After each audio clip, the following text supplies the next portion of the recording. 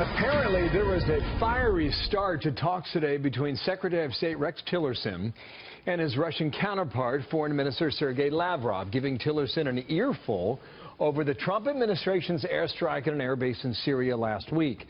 Lavrov saying that Moscow has questions about the administration's foreign policy, calling it ambiguous and contradictory, among other things. However, here at home at the Pentagon, Defense Secretary James Mattis saying the mission in Syria could not be more clear.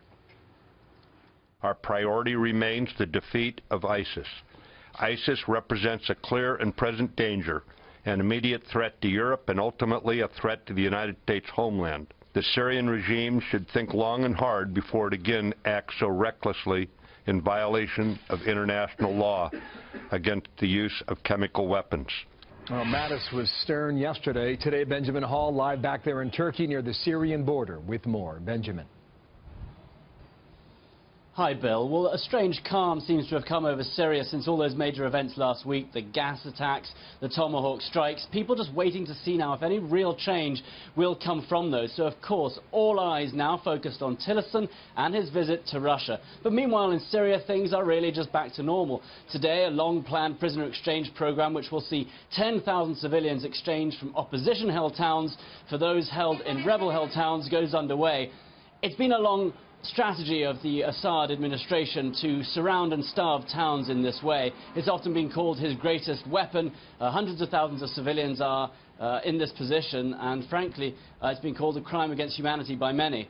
Now, today we spoke to an FSA military strategist, and we were talking about the sense that if you remove Assad, does that create a vacuum which jihadis will fill? He didn't seem to think so, and here's what he told us. We're not planning to take over the whole regime. We're just talking about Assad and his security forces. They are like a gang. I used to be an officer and I know how it works from the inside.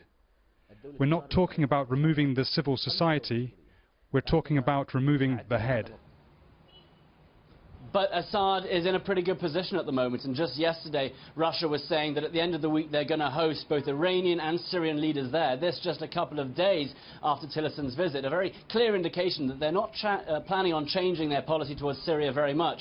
But still, right at the moment, all eyes focused on that meeting in Tillerson, between Tillerson and the Russians. Very interesting to see what comes out of that, and if it will have any effect on the brutal battle going on just nearby us in Syria. Wow. Benjamin Hall, thank you.